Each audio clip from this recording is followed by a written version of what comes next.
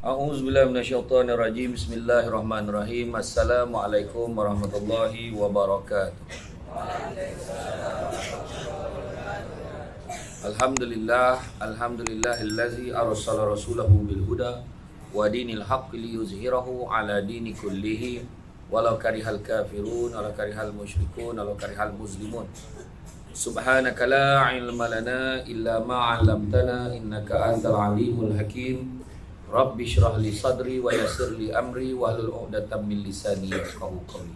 Alhamdulillah. Syukur kepada Allah SWT, segala puji bagi Allah Tuhan sekalian alam. Salam dan salam ke atas junjungan besar Nabi Muhammad sallallahu alaihi wasallam. Terima kasih banyak diucapkan kepada tuan pengerusi acara yang berbahagia, tuan pengetua tadi. Tuan pengetua, dia ada urusan, guru-guru, seterusnya adik-adik pelajar yang dikasihi sekalian. Alhamdulillah, hari ini tajuk yang sangat nampak simple tapi besar kesan dia, besar maknanya kalau difahami. Saya datang dari Negeri Sembilan. Kata adat banyak kiasan, ditunjuk dia tetapi bukan. Bergulung pendek, panjang dirontangkan. Memang takkan faham kalau tak diwanungkan. Apa yang saya sebut nanti berkaitan dengan akhlak. Sebenarnya ada kaitan apa yang disebutkan dengan apa yang selalu dibawa oleh diperjuangkan oleh junjungan besar Nabi Muhammad sallallahu alaihi wasallam, dan begitu juga apa yang dibawa oleh Imam Malik. Sentiasa menekankan dalam bab kita menuntut ilmu, khususnya adik-adik semua yang ada kat depan saya ni. Pentingnya nilai-nilai yang disebutkan sebagai akhlak dalam membentuk kejayaan. Tajuk kita hari ni. Jadi kalau kita tengok contoh, ada seorang datang, dia memimpin seorang perempuan untuk melintas jalan, seorang perempuan tua. Kita pun cakap, baik betul budak tu. Kita tak ada tanya dia ni belajar kat mana, tak ada, kita tanya baik betul budak tu. Maknanya ukuran yang kita nampak secara prima facie. Prima facie ni pandangan pertama, first instance. Sekali tengok kita tahu, oh baik dia ni. Perangai belakang dia kita tak tahu, tapi apa yang digambarkan tu orang menganggap dia tu baik. Dia orang akan ingat perbuatan yang dia nampak. Tapi kalau adik-adik yang duduk kat depan saya ni, contoh kan, sebab kita tahu dia SMK Tahfiz kan, Sekolah Menengah Kebangsaan Tahfiz kan, Sekolah Tahfiz, Sekolah Menengah Tahfiz Al-Quran kan, Al-Abqari, Jaib Al-Abqari kan. Jadi kalau tengok budak-budak ni, budak-budak Tahfiz ni, cerita orang pun berganti je. Sekali dia lepak kat simpang tu ni, sokok ni, lah budak ni kan, nampak elok kan, tapi perangai, tapi orang lain pun ada kat sokok, tapi dia tak sebut. Nampak tak? Orang lain tak sebut. Pakcik-pakcik tu balik semayang, lepak kedai kopi sokok, tak ada lepas dia sebut. Tapi budak-budak Tahfiz sebutnya. Untuk budak Tahfiz, tak tahu apa nak jadi dengan dia. Yang bercakap tu pun di sokok masalah. Contohnya lah kan.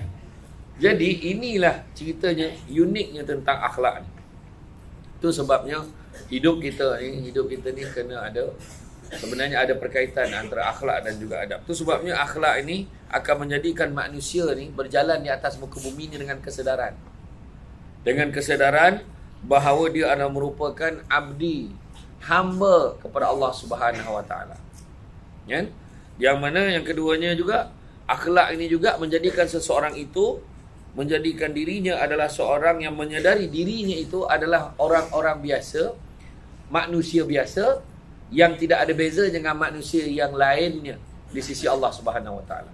Malahan Nabi pun sebut dalam khutbah terakhir, sesungguhnya manusia ini adalah sama di sisi Allah, yang membezakan hanyalah amal soleh dan ketakwaan dia. Itu sebabnya kalau kita ni datang, hidup kita ni, kalau kita merendah diri, memang besar nilainya di sisi manusia pun. Contohlah saya dengan guru-guru ni semua duduk dekat kedai kopi, melayan lempeng panih kan, makan lempeng panih. Tiba-tiba lalu seorang budak perempuan. Budak perempuan tu cakap, tumpang lalu bang, dia kata. Kami ni yang tengah duduk ni pakai kopiah pun terangkat kopiah. Budak perempuan ni kata, tumpang lalu bang ya. Sertib baik betul budak ni. Langsung soalan pertama yang terpacul, kita pun tanya, anak siapa lah tu. Kita tanya dia anak siapa. Dan bila kita sebut anak siapa, sebab memikirkan adab. Orang tak tanya gaji dia berapa, dia kerja kat mana, dia belajar kat mana. Tak tanya dia punya berat berapa, tak tanya. Soalan pertama tanya anak siapa. Sebab adab. Budi bahasa. Cara dia bercakap, cara bertutur, cara dia berjalan, cara dia memandang. Macam kita jumpa guru kita, kita jalan, kita menunduk depan guru kita. Kita salam, kita cium tangan dia. Sebenarnya berlaku tak dalam zaman Nabi sebenarnya salam cium tangan? Ada orang cakap, ini semua mana ada salam cium tangan, salam tegak? Ada. Kalau kita tengok macam mana Imam Ibnu Abbas dia masa tu dia nampak guru dia. Dia nampak salah seorang sahabat nama dia Ubay bin Ka'ab. Dia nampak Ubay bin Ka'ab, alamak, dia kata, Ubay bin Ka'ab tengah tunggu kenderaan.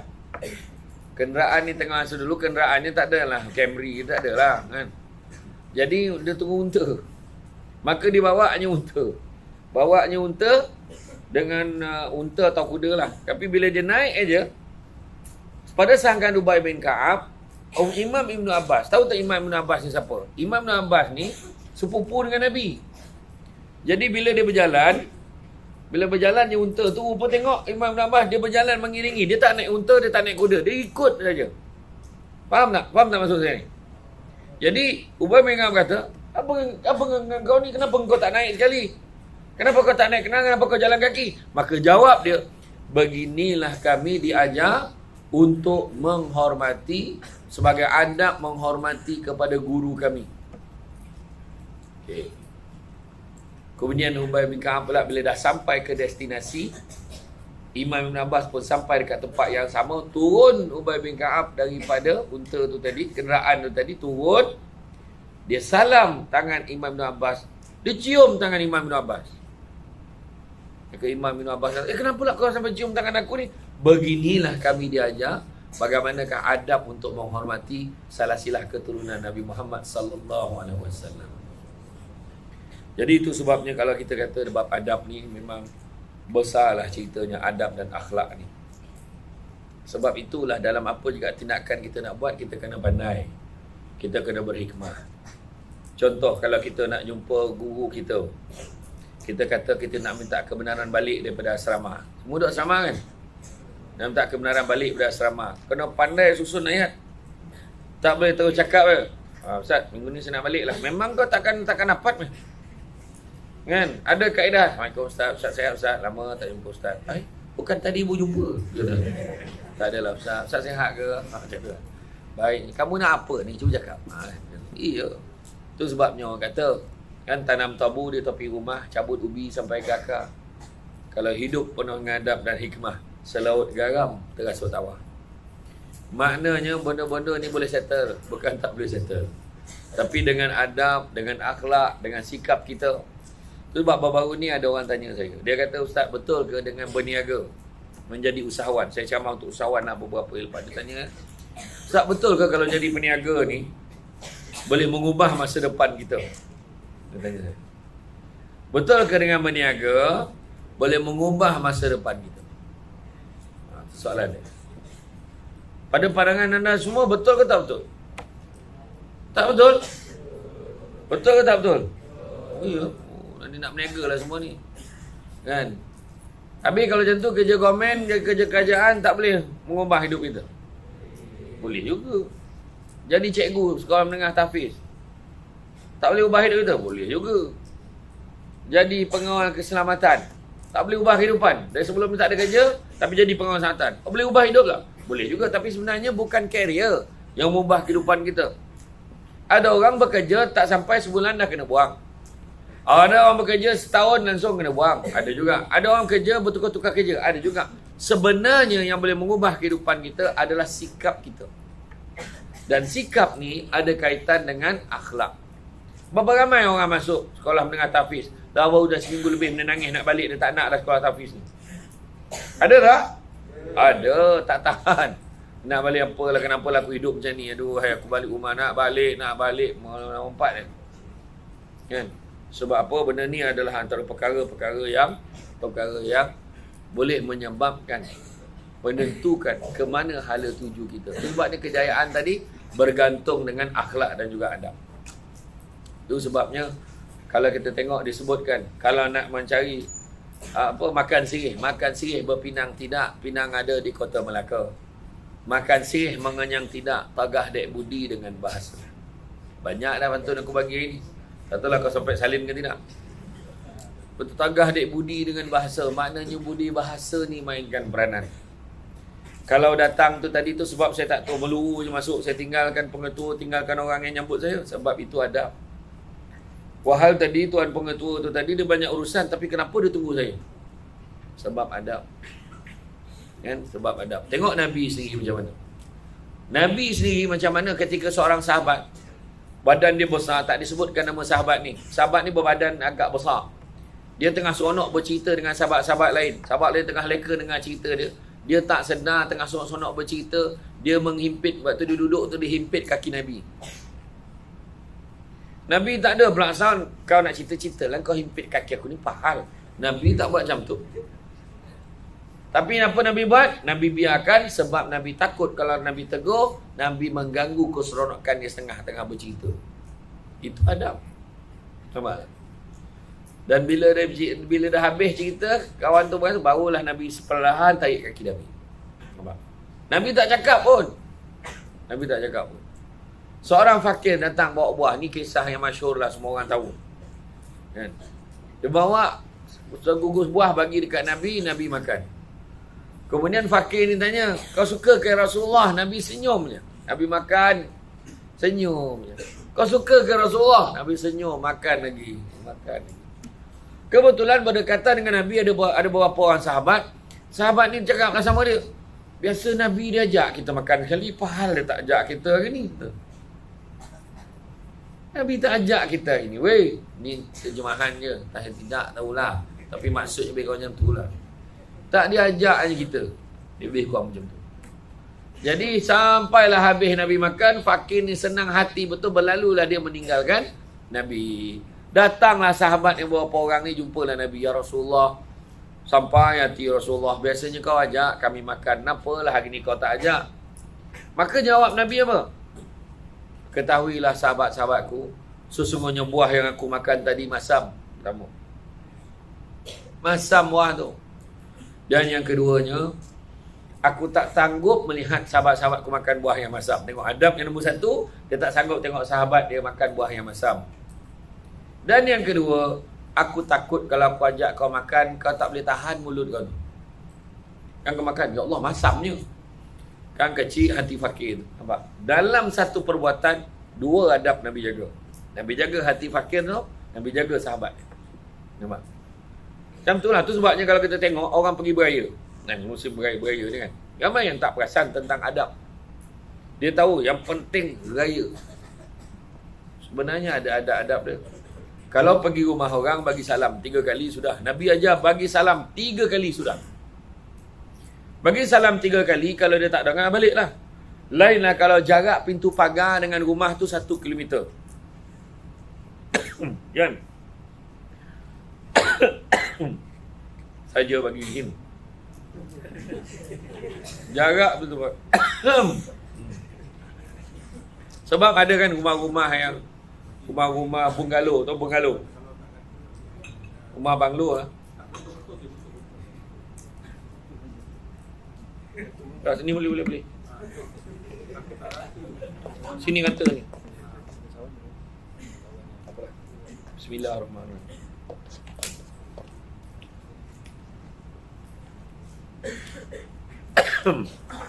Entah tersedak pula.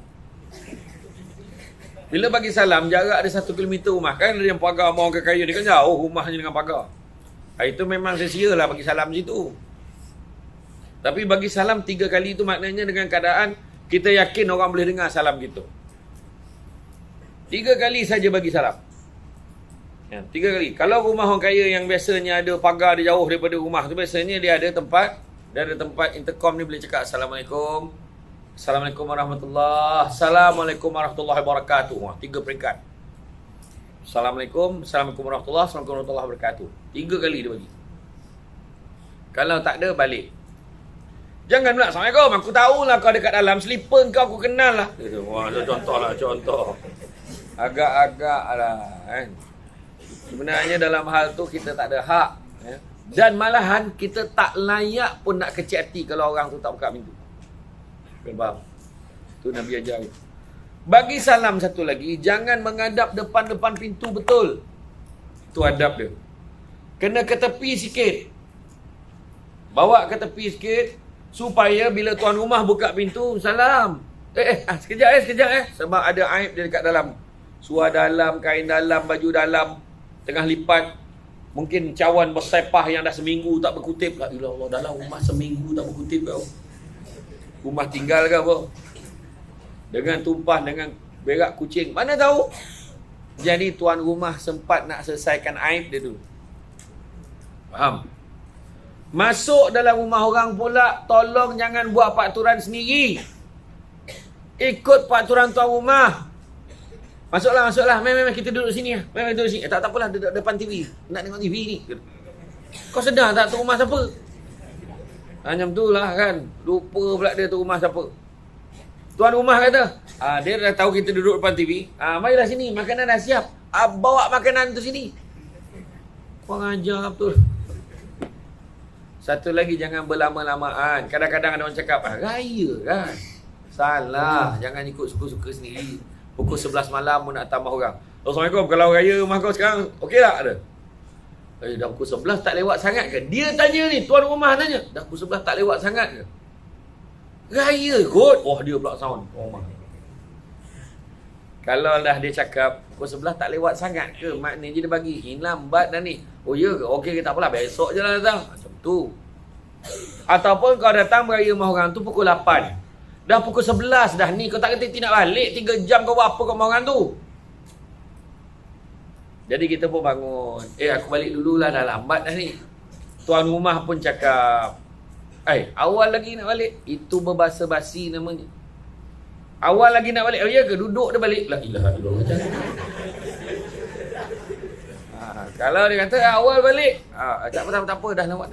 Lampu apa awal apanya pukul 11 dah ni. Satu lagi masuk rumah orang, mulut jaga. Ada lagi orang pakai langsir macam ni. La ilaha illallah.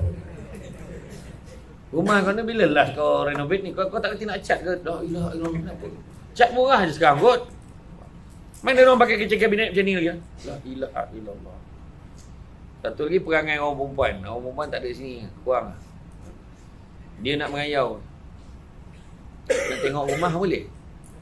Jangan ada sibuk nak road tour tengok rumah orang tu. Besar bang, jamban dia. La ilaha illallah. Semua kau.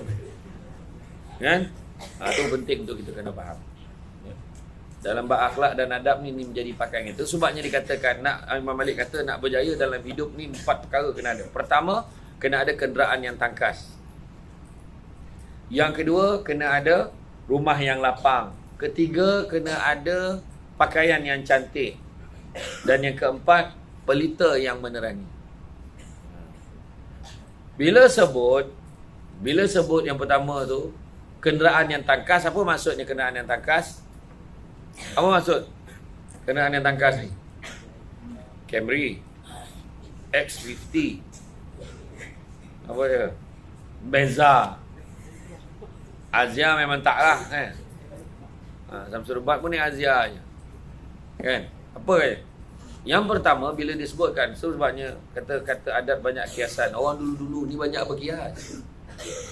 Jadi bila dia cakap kenderaan yang tangkas tu bukan maksud kereta kuda ke kereta lembu ke tak. Maksud kenderaan yang tangkas ni adalah akal fikiran yang cerdas. Akal fikiran kita. Akal fikiran ni kenalah elok-elok. Kadang tu lah.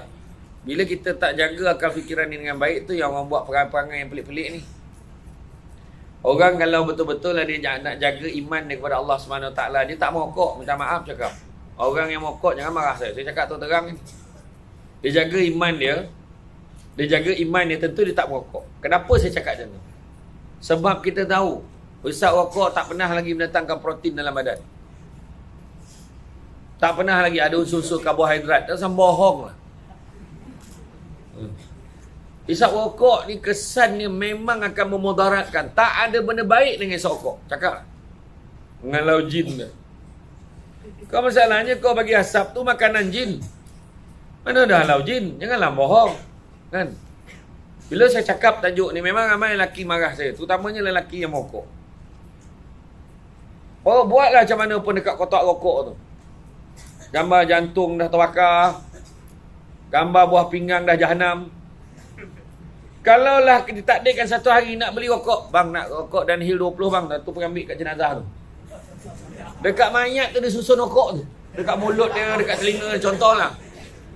Beli tu. Tak ada, dia kisah dah. Lantak lah, mayat-mayat lah. Dah nasib kau. Dia macam tu lah. Dia tetap takkan sedar. Sebab itu saya kata, hati dia jadi mati. Orang serokok nak marah-marah, lantak lah kau. Aku tak kisah dah, aku cakap. Yang paling kita marah tu, paling kita geram tu adalah bila kita serokok, ada orang keliling kita dapat asap tu, dia pun dapat mudarat yang sama. Tu cerita dia. Dah tahu benda mudarat, buat lagi. Kenapa? Nabi kata, orang yang bijak tak akan membenarkan dirinya jatuh dalam lubang yang sama 2 kali. Masalah kau serokok berkali-kali. Boleh faham tak betapa melantunnya bangang orang ni? Macam tu lah cakap. Melantun-lantun lah cakap kan. Tu sebab adik-adik ni saya cakap tu terang. Kau tak payah serokok. Saya kenapa tak serokok main ni? Salah satunya mak saya sebut terang. Anak mak kau jangan serokok. Tu ya. Tak ada lah siapa ni. Banyak ke benda yang kau beli sap, lollipop, aiskrim. Sekati kau lah. Tapi daripada kau mengisap benda yang memudaratkan. Cik mula dia cakap, tapi aiskrim kalau makan banyak, dia akan menyebabkan penyakit. Sudahlah kau. Kan? Tapi itulah cerita dia. Benda je kat tu terang. Jadi, biar kita usaha berhenti. Sebab saya selalu pesan pada orang yang merokok, perakok tengah. Cuba kau berusaha nak berhenti rokok. Contoh, kalau kau dah biasa isap 30 batang sehari. Tak akan cakap, takkan. Memang berlaku.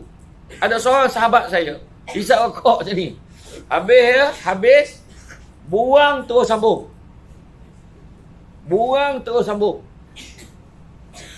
Maknanya dia jenis sambung. Habis tak. Sambung lagi serokok.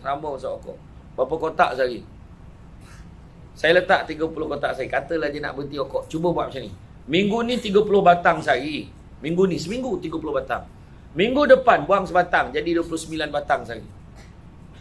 Minggu satu lagi 28 batang sehari. Minggu satu lagi 27 batang sehari. Minggu satu lagi dah kena cabut nyawa. Contoh, mati. Tapi Allah Ta'ala maha mengetahui kita mati dalam keadaan, dalam proses sedang berusaha nak berhenti merokok. Sebab saya tahu nak berhenti bukan senang. Sebab dia dah sama penyakit orang yang ketagih. Tak ada beza dia orang yang ketagih nikotin ni dengan orang yang menagih dadah lebih kurang. Itu sebabnya kena ada satu keazaman, keinginan yang kuat nak berhenti. Kan? Jadi benda ni pun melibatkan kepada akhlak. Hablum minan nas, hubungan kita dengan manusia. Itu sebab saya tegur tu sebagai contoh. Tu sebabnya kita tengok yang pertama tadi saya kata akal fikiran yang cerdas. Makna kalau dia akal dia elok, dia dah fikir dah benda ni mudarat, buat apa aku nak buat. Naik motor, Jopun tu dah elok bagi motor tu 2 tayar. Kau pakai satu je apa pasal? Kan kau wheelie zap tersangkut ke tiang tu. Tengok tak ada satu video. Saya tengok ada satu video dia tengah wheelie tu kat jalan tu. Kereta ternyata ada lungah dari belakang. Terbalik dengan dia dengan motor-motor sekali. Sebab bila dia wheelie tu tak nampak. Dah lah lampu belakang tak ada. Habis mati tuan. Mati dek. Sesio tak mati? Sesio. Sebab dia sendiri yang mengundang kepada masalah tu. Risiko dia besar. Kan? Jadi itu sebabnya pentingnya kita memahami bahawa akal ini sepatutnya meletakkan kita memikirkan untuk membuat sesuatu yang sesuai dengan keadaan. Betulkan yang biasa, biasakan yang betul. Itu yang pertama tadi pasal akal. Kedua, bila sebut tentang rumah yang lapang. Apa maksud rumah yang lapang? Maksudnya kesabaran yang tinggi. Kena sabar banyak-banyak. Jangan kita goma melatah. Kena sabar. Kena sabar. Bila sabar, banyak benda boleh kita achieve sebenarnya. Contoh, seorang ibu nak mendidik anak, dia kena sabar. Ini tak, salah sikit dia tampar. Salah sikit bonam kepala budak tu dalam kolam air. Nak buat lagi tak? Nak buat lagi tak? Contoh. Ataupun dia tampar budak sampai melekat pakai dinding. Bukan senang ya. Itu sebabnya kita tengok adanya berlaku kes penderaan. Ada berlaku. Ibu dan ayah tak boleh nak sabar. Tapi zaman guru-guru ni dulu, zaman saya dulu, memang kira orang kena sebat memang parah lah. Mana yang sompek ya. Tapi dulu tak ada tali dera lagi. Talian kena dengan korang, sikit dera, sikit dera. Kan? Kan? Tapi memang betul. Kita orang dulu lepas kelapa, mana yang sompek lah. Kan? Tandan mana yang apa? Mana yang tandan pisang tu ke? Mana yang sompek lah. Tali pinggang, hanger. Biasa. Lambat dah sikit. Snap. Bik kau. Tapi jadi elok. Korang punya darah ni aku tak tahu apa hal. Makin sobat, makin tauk pangai. Tak tahu apa hal.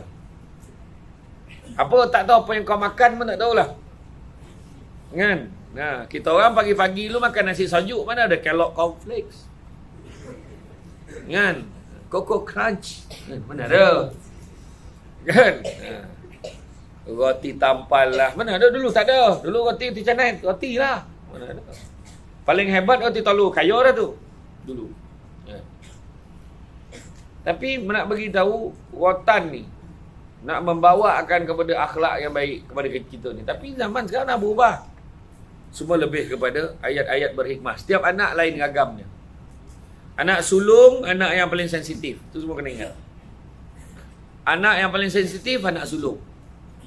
Anak yang kedua, dia sentiasa nak dapatkan apa dia nak walaupun dia terpaksa menyakitkan nombor satu.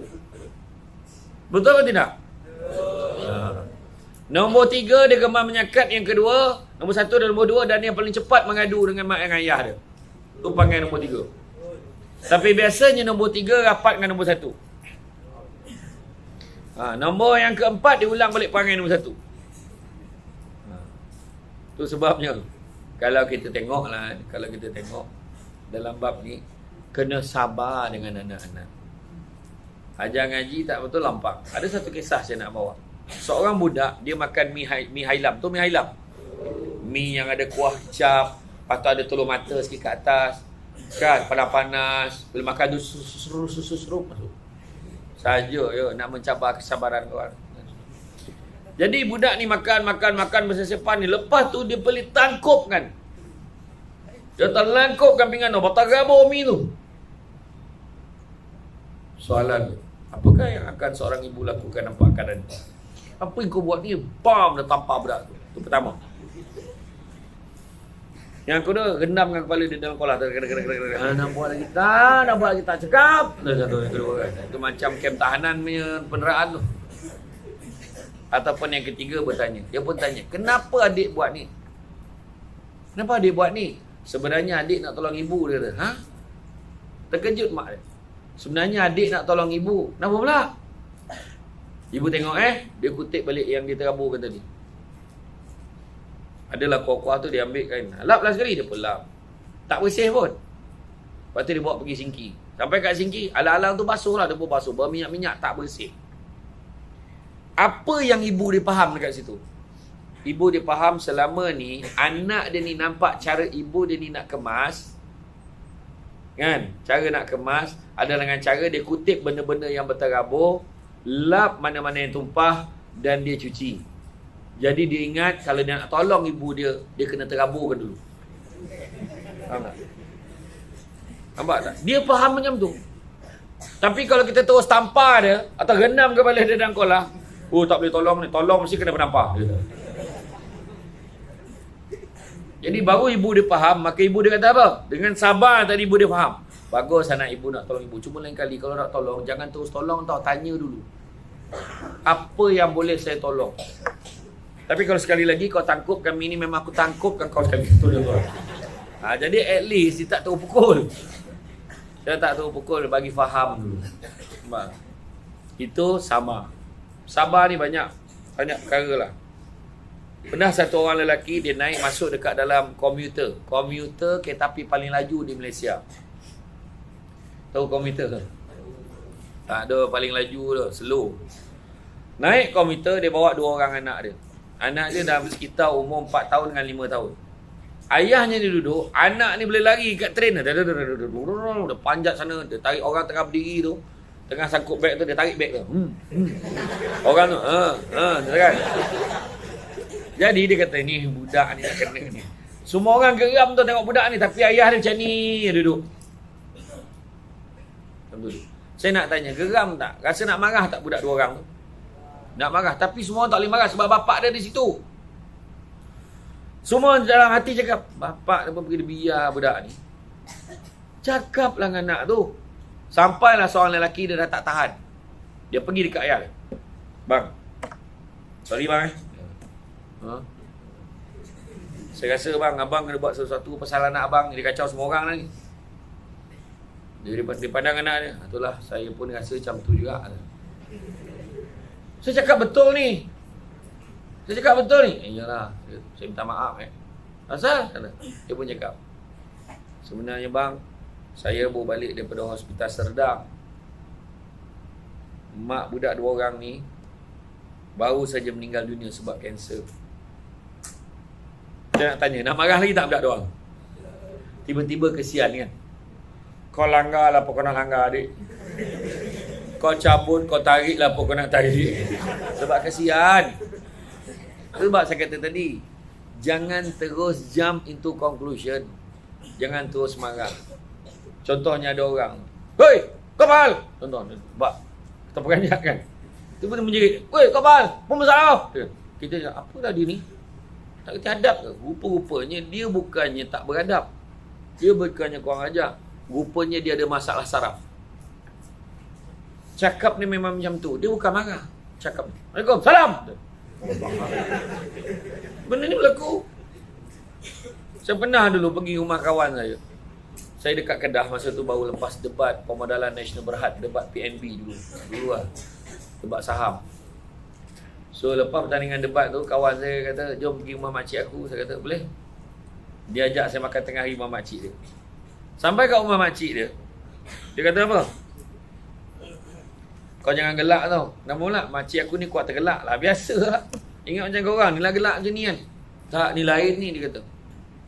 Kenapa pula? Dia kata, kenapa pula? Dia kata, kau tengok aje lah. Masuk je dalam rumah. Assalamualaikum. Tahu makcik dia jawab macam mana? Waalaikumsalam. So, kelakar kau bagi salam tadi ke?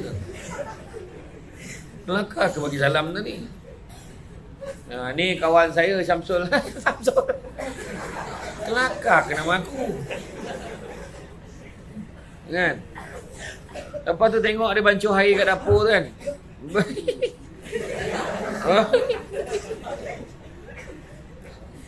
Rupanya dia ada sakit saraf, dia gelak. Macam tadi tu marah je, ni gelak. Orang yang sakit saraf yang gelak macam ni, susah nak bawa pergi tengok orang meninggal. Jangan bawa. Takut kecil hati. Asal meninggal ni, orang semua tanya, aksiden.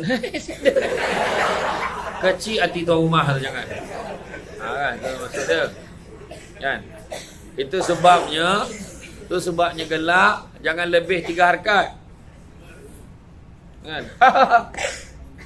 Betul, takut antara lebih. Jadi dalam hal ni, itu sebab saya kata tadi, dalam hal ni kena sabar, jangan terus judge menilai orang. Mesti ada kisah di sebalik. Contohlah kita tengok dalam media sosial, kita nampak orang tu buat sesuatu, kemudian ni konten lah ni. Ni saja nak tunjuk-tunjuk dengan orang lah ni. Bagi sumbangan, bagi duit ke orang. Ni belagak ni semua. Semua neraka ni. Riak, takbur. La ilaha illallah. Sabar. Hati ni kena sabar. Jangan terus menilai orang. Kadang-kadang orang tu bagi sumbangan. Kenapa ambil gambar, video? Kenapa share dalam video? Sebab dia nak orang tahu ke mana duit yang orang bagi dekat dia tu disalurkan. Lagi satu memang dah disebutkan dalam surah Al-Baqarah tu, macam mana kalau kamu memberikan sumbangan, memberikan sedekah, menginfakkan secara terang-terangan, itu adalah baik bagi kamu sekiranya menjadi contoh yang baik pada orang lain. Bayangkan, maknanya boleh juga nak bagi terang-terang, tapi dengan niat nak jadi contoh pada orang lain, bukan niat riak. Siapalah kita nak tahu niat orang? Kan? Jadi kena sabar banyak-banyak kat situ.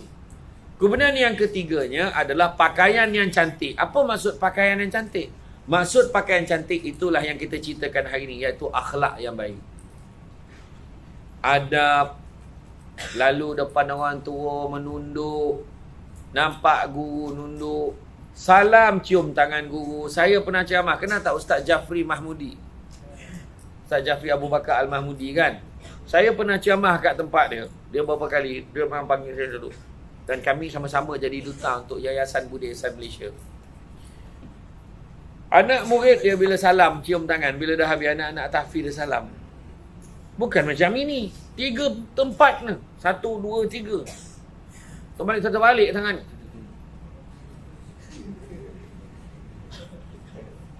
Dah habis salam tu jangan cakap lah bau tangan ni macam mana. Tak adalah. Tapi maknanya nak beritahu adab. Ada satu Ustaz tahfiz saya pergi. Ustaz Muhammad James punya anak murid. Nak keluar, berebut-rebut nak susun kan ni. Nak masukkan slipper tu nak sarung kat kaki saya. Ya Allah, malunya. Saya kata tak payah adik. Tentu. Ni minum ni jangan cakap lah. Kalau minum ada balon ni kan, berebut nak minum balon ni. Kan? Nak ambil berkat guru kata ni. Tu sebab saya kata dalam hal ni akhlak kita kena baik. Tu sebabnya dikatakan bab akhlak ni, kalau nak mencari pokok berbuah, pucuk elobek, dahan berdaun. Kalau nak jadi insan bertuah, duduknya beradab, tagak bersantun. Saya ulang balik. Sebab kau nak salin pantun kan. Kalau nak mencari pokok berbuah, pucuk elobek, dahan berdaun. Kalau nak jadi insan bertuah, duduknya beradab, tagak bersantun. Jadi itu sebabnya Imam Malik kata, hidup kita ni biarlah ilmu tu sikit, tapi jangan tak ada adab. Pula dah. Kenapa? Sebab bila ada adab, kita boleh bawa diri kita ke mana saja. Baik dengan orang tua, baik dengan mak ayah, baik dengan jiran, baik dengan masyarakat, baik dengan manusia. InsyaAllah kita boleh bawa diri kita ke mana-mana. Kenapa orang tu diterima kerja? Budak tu baiklah, dengar cakap, bagus dia. Jarang menjawab. Ini sikit menjawab, sikit menjawab. Saya nak semua hafal 1 juzuk hari ni. Ustaz, berilah doain. Ada menjawab kan. Kan? Duduknya beradab, tagak bersantun. Ingat. Ya. Itu sebabnya kita kena dengar, kena faham bab adab ni. Pakaian yang cantik, akhlak yang baik, kata-kata yang baik. Orang yang nak jaga akhlak, pertama dia akan jaga mulut dia, cakap yang baik-baik. Saidina Abu Bakar sampai ambil batu masuk dalam mulut sebab nak mengelakkan diri dia bercakap benda-benda yang tak baik. Betul tak? Saidina Abu Bakar. Zaman sekarang tak payah masuk batu dalam mulut. Kau dapat handphone, diamlah. Langsung tak bercakap lah. Kalau kau tengok muka dia bangang macam tu. Tapi dalam mesej tutang-tutang semua balon orang. Ramai orang macam tu. Tapi bukan budak sekolah tahfiz lah. Ni budak sekolah lain. Mengutuk orang, ada je benda-benda tak elok cakap. Tapi bukanlah makna tadi bila Imam Malik kata biarlah ilmu sikit maka, tapi jangan tak ada adab tu maka kita jangan tuntut ilmu. Tak, ilmu kena tuntut. Kalau nak berjaya di dunia dengan ilmu, nak berjaya di akhirat dengan ilmu, nak berjaya kedua-duanya dengan ilmu, Nabi kata. Kan? Itu memang Nabi dah pesan. Carilah ilmu. Jadi adik berada dekat sekolah menengah tahfiz ni adalah satu langkah yang terbaik dan tepat.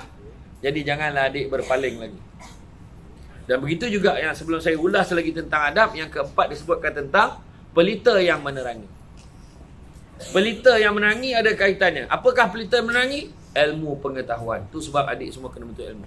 Jadi nombor 3 dengan nombor 4 tu, pakaian yang cantik, akhlak yang baik, adab dan juga ilmu ni tadi ada kaitan.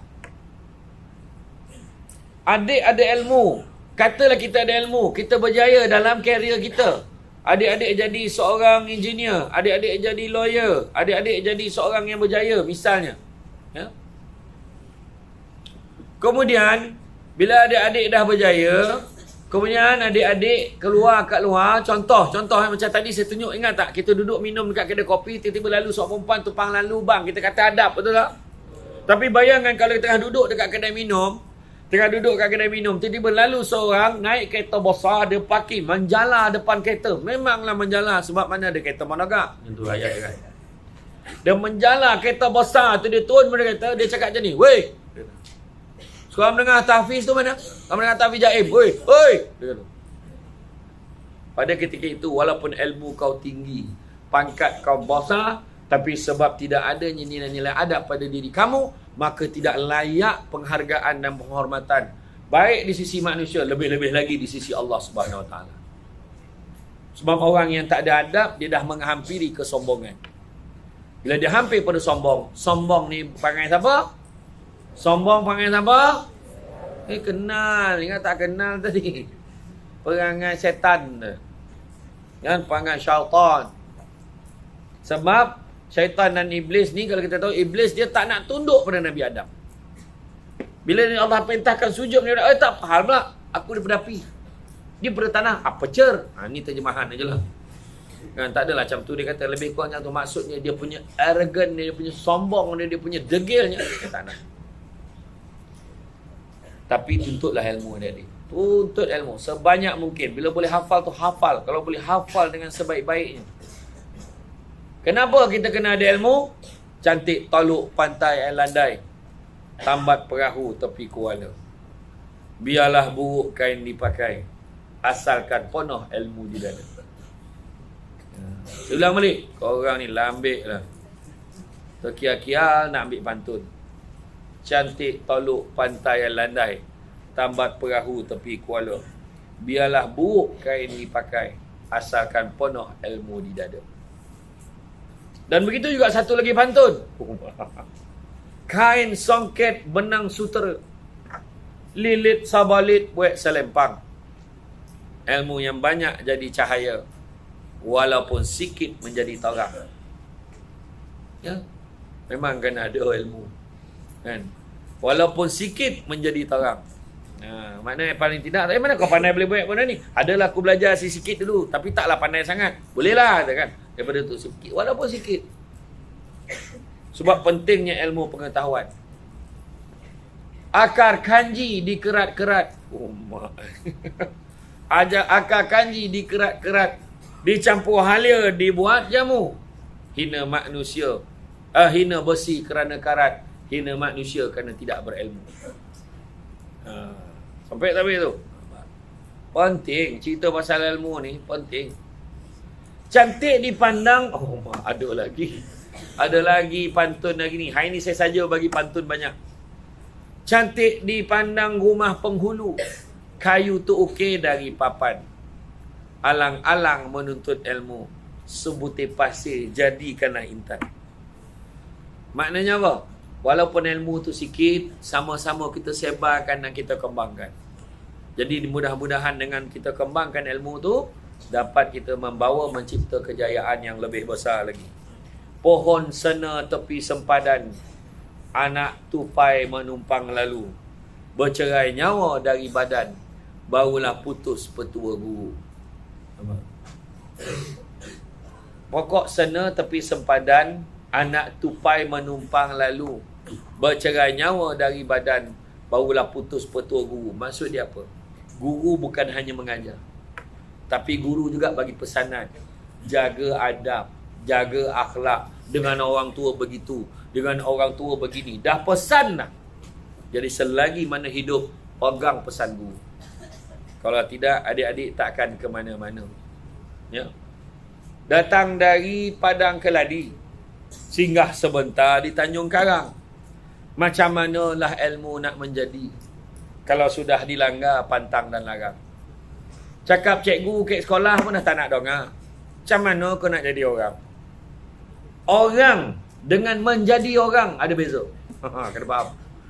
Orang dengan menjadi orang. Saya ni nampak je muda ni, tapi tua sebelum usia dalam bab adab dan beradab ni.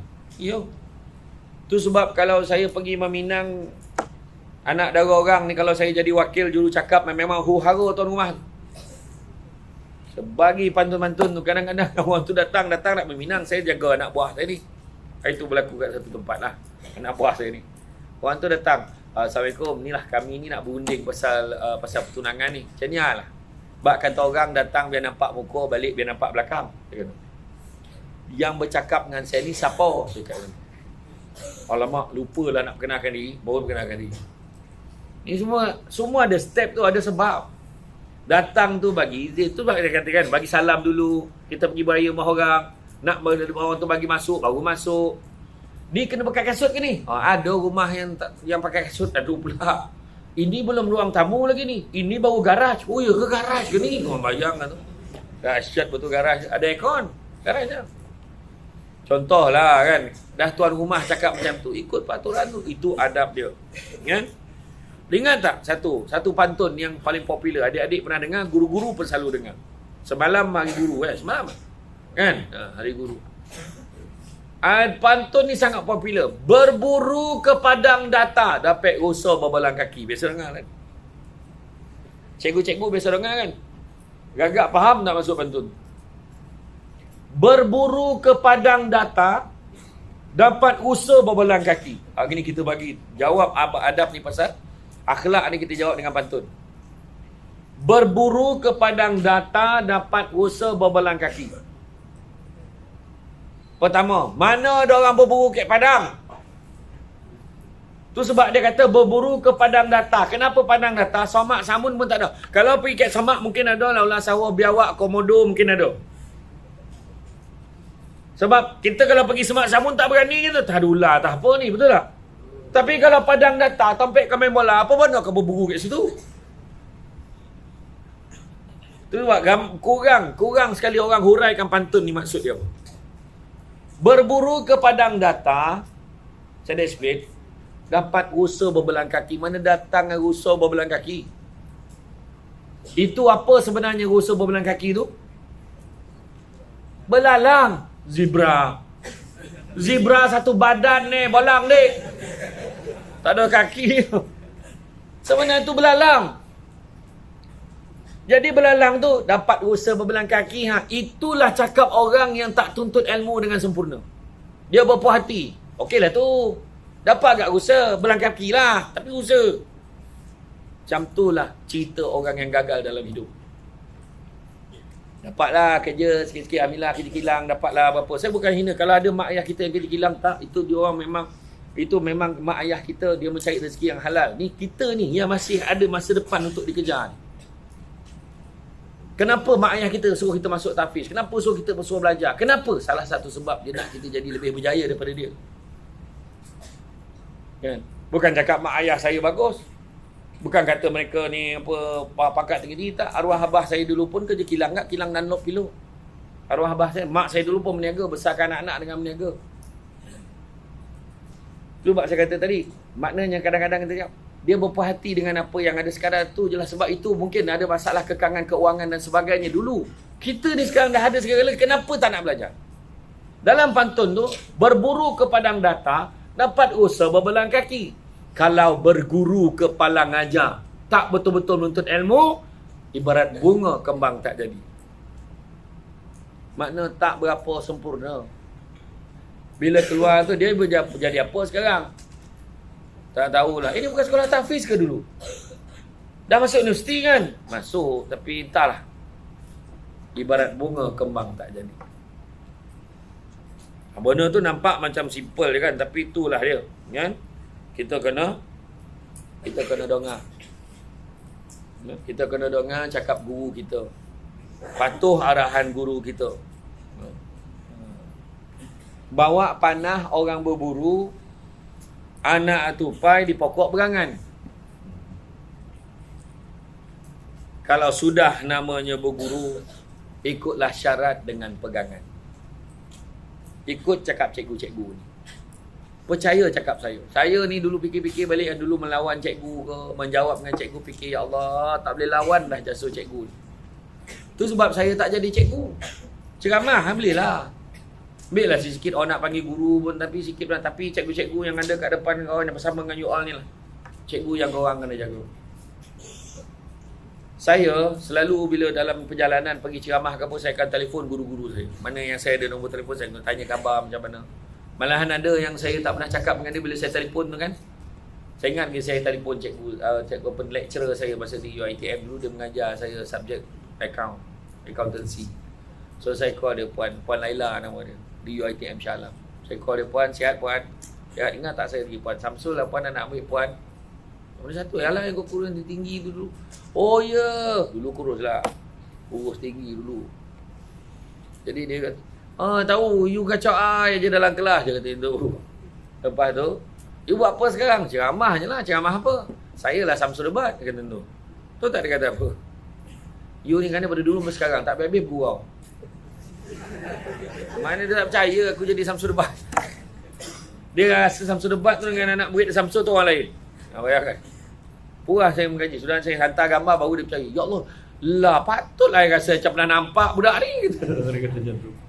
Tak, sebenarnya bila kau tanya khabar dia rasa seronok sangat. Tu sebabnya dalam sajak Hari Guru yang Dr. Usman Awang tu bagi kan. Seorang lawyer, seorang engineer, seorang doktor, siapa-siapa pun yang hebat dalam dunia ni, karier dia, semuanya bermula dengan seorang guru biasa. Guru itu mengajar dan mengajar. Korang lah nak mengorak langkah dengan lebih jauh lagi, pergilah, buatlah betul-betul. Kan? Buat betul-betul. Kan? Kicau-kicau tiung batu, mari hinggap di dahan mati. Kalau hidup tidak berilmu, kayu lurus dibuat titi. Kalau kita tak tuntut ilmu, kicau-kicau tiung batu, bung-bung tiung batu tu berkicau, kemudian dihinggap ke dahan mati. Kalau hidup tidak berilmu, kayu lurus dibuat titi. Maksudnya ibarat kayu yang diluruskan buat jambatan. Apa standard jambatan? Memang kena lanyak je lah. Kena pijak. Itu sebabnya kena faham apa kepentingan ilmu. Tetapi hari ni kita tambah nilai tambahnya adalah dengan akhlak. Seperti tajuk kita, adab. Sebab dengan adab, dengan akhlak kena jaga. Orang dulu-dulu cuba tengok, lalu depan orang tua menunduk ni. Ingat kalau ni korang memang tak ada lah, guru-guru ingatlah. Kalau dulu-dulu kadang-kadang pakcik saya lalu belakang, lalu belakang pun minta izin. Pakcik dia jangan lalu depan. Pakcik tu punya takut lalu belakang dia, sebab dia kata takut habis ilmu dia kata. Ada nak kefahaman dulu-dulu macam tu. Ada pantang larang guru dia. Jadi itulah dia. Kadang-kadang kita ni ingat, alah kenapa lah aku belajar. Adik-adik kena belajar. Satu hari nanti bila adik keluar, adik sedar, kenapalah aku tak belajar dulu. Jadi jangan kita menyesali perkara ini. Dan begitu juga disebutkan, terbang lebah di hujung bendang, hinggap di dahan membuat sarang. Banyak sudah dapat dipandang, tiada ilmu di hamba orang. Makna kata kalau kita tak ada ilmu, memang kena cai je lah. Kena kong kali kong. Kena tipu je kat orang. Kena buat je kat orang. Macam mana? Belajar tak tinggi. Macam ni je lah. Itulah, kita tak ada banyak pilihan dalam hidup kita. Saya nak bagi gambaran pada adik-adik satu perkara. Saya ni jenis ingat orang. Sahabat-sahabat saya insya-Allah. Kadang-kadang saya ingat tu kawan-kawan saya terkejut sampai saya sebut nama dia. Baru-baru ni saya pergi ke Kuantan, Pahang. Nama kawan saya tu Ahmad Faizul Rahimi. Tapi ejaan nama dia AH saja. AH titik Faizul Rahimi. Saya ingat di pensyarah saya, nama dia Profesor Madia Dr. Haji Ilyas bin Haji Zaidi, arwah. Bila dia panggil nama Ahmad Faizul Rahimi ni, Faizul Rahimi. Mana dia tu. Dia panggil. Jadi bila saya jumpa dekat Kuantan baru ni, setelah 20 tahun lebih tak jumpa, saya panggil, saya nampak mata dia walaupun dia pakai mask, saya kata, Faizul Rahimi, kau ingat lagi nama penuh aku dia? Dia kata ni. Ada satu hamba Allah, saya nak share, bukanlah saya nak apa, tapi saya tak sebut nama lah. Ada seorang lagi sahabat saya, dulu sama-sama dengan saya di Sekolah Menengah Agama Persekutuan Labu, Semak Labu. Dan dia selepas daripada Form 3, dia balik kampung dan dia kerja kampung, dia tak sambung belajar. Dia, saya ingat saya pernah main bola dengan dia. Dia main keeper, position keeper. Saya main midfield dengan defend dulu. Jadi setelah 30 tahun lebih, ni lagi lama sebab sekolah kan, berjumpa dekat satu event, saya ceramah, saya nampak dia, pakaian dia lusuh sangat. Lusuh sangat, dia datang dalam ramai-ramai dengan ceramah saya pada waktu malam tu. Dia datang, dia bawa anak dia. Saya sebut nama penuh dia, saya panggil dia dan saya peluk dia. Lama betul tak jumpa engkau, saya sebut nama dia. Katalah nama dia Lan, bukan nama sebenar. Dia Lan, ya Allah Lan. Ada kat sini, tapi saya sebut nama penuh dia. Saya peluk dia, peluk. Tahu tak apa berlaku pada dia? Dia menangis. Dia menangis, aku tak sangka kau ingat aku lagi. Memang aku tak sangka kau dah macam ni, kau ingat aku lagi. Dia kata. Lepas tu sambil dia lap air mata di pandang anak dia. Betul tak ayah cakap? Ni kawan ayah. Sebab anak dia tak percaya Samsul Bar kawan dengan ayah. Kenapa anak tak percaya? Sebab ayahnya memang betul selepas pada tu dia balik kampung, dia niat nak tolong mak ayah dia, memang dia tak sambung belajar. Dia kerja kampung, dia buat kerja kilang, kejap kerja dengan orang. Memang hidup dia struggle, dia cakap. Tu dia kata, pesan lah kat budak-budak. Dia kata, siapa yang kau jumpa kau pesan lah, suruh dia dituntut ilmu, suruh lah belajar. Jangan jadi macam aku. Dia cakap. Dengan anak-anak dia banyak kali dia bilang. Dan saya support dia, saya pegang dia macam ni, saya rapat dengan dia, dia ingat ni kawan baik pakcik tau. Pakcik saya memang kawan sama dengan dia, main bola sama-sama. Dia ingat satu sekolah je. Dia terkejut, saya ingat dia main bola position keeper, saya main satu tim dengan dia. Dia terkejut. Terpulanglah nak jadi apa pada kita semua.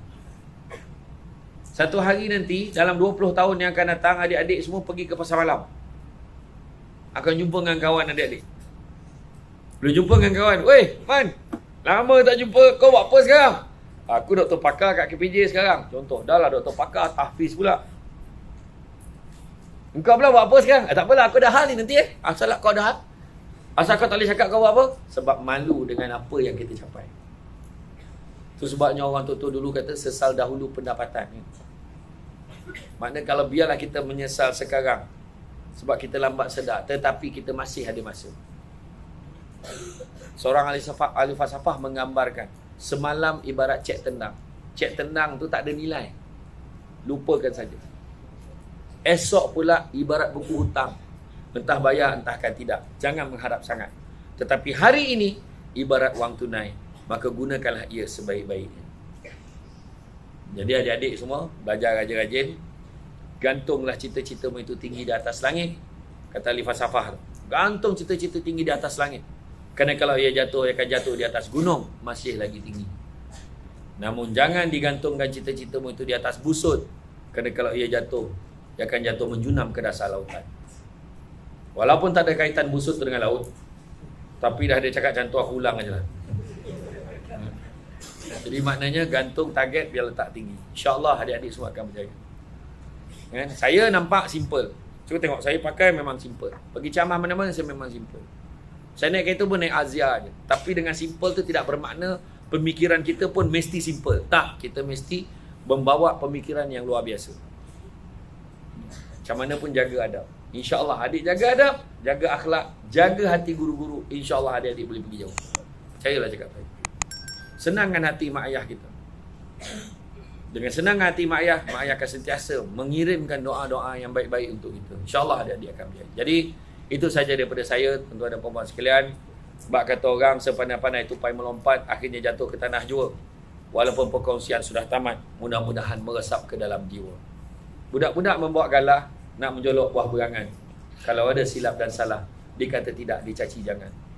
Tanang-tanang air di laut, sampan kelok mudik ke Tanjung.